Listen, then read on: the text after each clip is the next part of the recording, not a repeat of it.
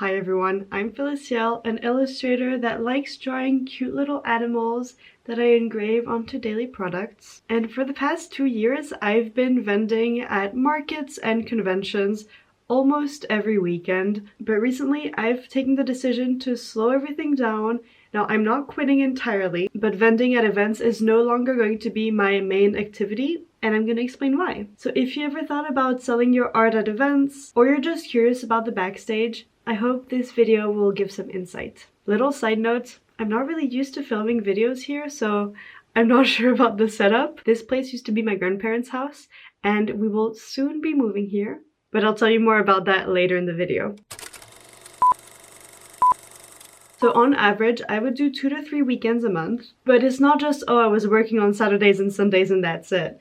It was a full preparation. So on weekdays, I would be preparing my stock, engraving coasters, trivets, pins, making my stickers and prints, everything that goes behind manufacturing essentially. Then on Fridays, we would travel to the venue, have the entire afternoon just for unloading the car, setting up the booth. Then on Saturdays and Sundays, I would be behind my table for about 10 hours each day, chatting with customers, smiling, selling my products, in general being very high in energy, even though conventions and markets are really tiring. And then on Sunday evening, I would break down the booth, pack everything in the car, and head back home. And usually, I'd be home at about 1 a.m. And then boom, here we go. We start again on Monday, preparing the stock for the next one. Basically, I was just always running, taking no time to breathe, taking no days off. Granted, I do have a problem with taking days off. I really have a hard time doing this, but I'm working on it. Now here's the thing, when I'm at those events, I'm not vending alone. I just physically and mentally can't. When you're solo, you have no time for taking lunch breaks, no bathroom breaks either, no chance to step away from the crowd that gets very overwhelming and just take a breather, walk around, nor have time to network with other artists that are at those events. And setting up the booth also takes a lot of time. Mind you, with Gabin, I'm taking 2 full hours to install my table. And that's why Gabin has been coming with me to every single market or convention. In 2 years.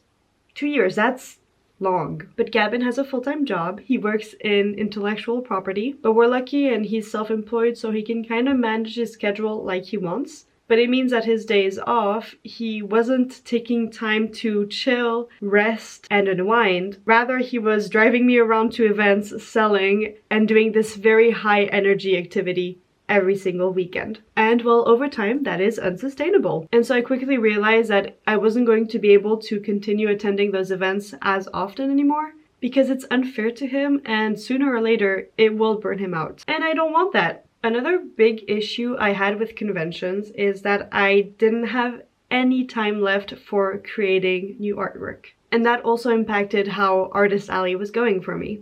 Now, it wasn't really customers directly asking me, oh, do you have new merch?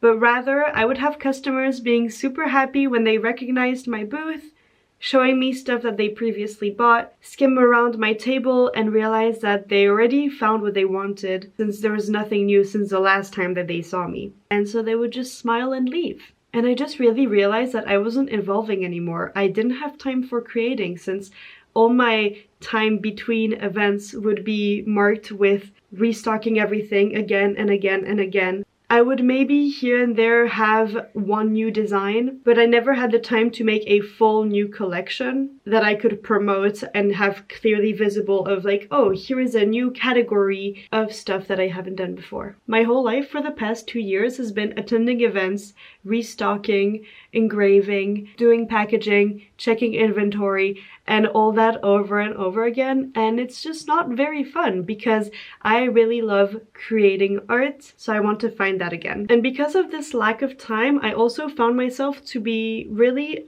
not aware of the latest trends. I couldn't keep up with the new pop culture things, new games, new mangas, new TV shows, anything popular in general. I remember when I saw Arcane, I was obsessed with it, But by the time that I made the merch and made some fan art, it was months later. And by the time the hype had died and I was there like, oh, well, what am I gonna do with my pile of prints now? It just felt like I was always late to the party because I didn't have the time to produce and draw those things during the hype of the moment. Instead of conventions being this fun place that was very inspiring, I just found myself to be kind of locked up and restrained by it because I didn't have time to make those new products. So now you might be wondering what's coming next. In January, I am moving in this house out of Paris into a nice and small little city with a bunch of nature all around. And my big dream that I've had for many years is to open a physical shop. Now, not just a pop-up, but a permanent store where I could do workshops, sell my products, and most importantly, produce my products on site. Now, picture this.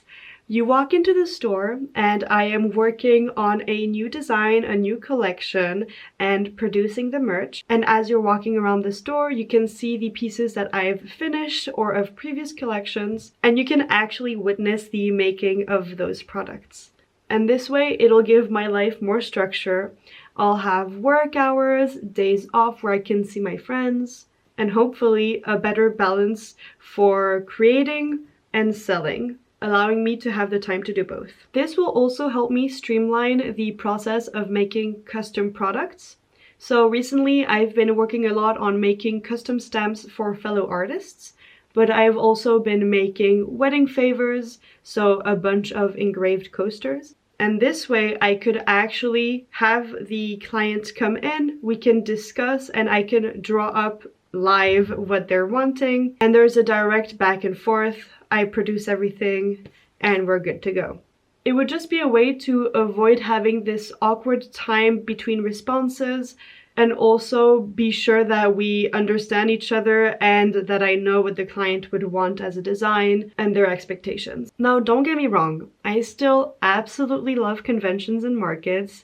They will always have a special place in my heart. I love those events. I love meeting other artists. I love meeting clients and talking about their love for certain fandoms, seeing cosplays, the community energy, all of that. But instead of doing over 20 events a year, I would like to only keep 2 or 3 of my favorite ones that I really enjoy. This way it keeps me inspired without feeling too drained, and to actually enjoy the fun part of conventions again.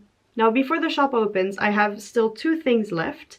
I have the Paris Dory Halloween pop-up event. It's a 5-day pop-up shop in Paris with a bunch of merch of different artists reunited, all around a spooky vibe. And then I will do the Christmas market of La Défense, which is the biggest Christmas market of Paris. It will be lasting for a month and a half, and last year they had above 1.5 million visitors. So it's a lot of work. So I'll definitely be busy preparing everything, but I will keep you updated. And yeah, that's basically it. That's the big news after doing 2 years of vending at events.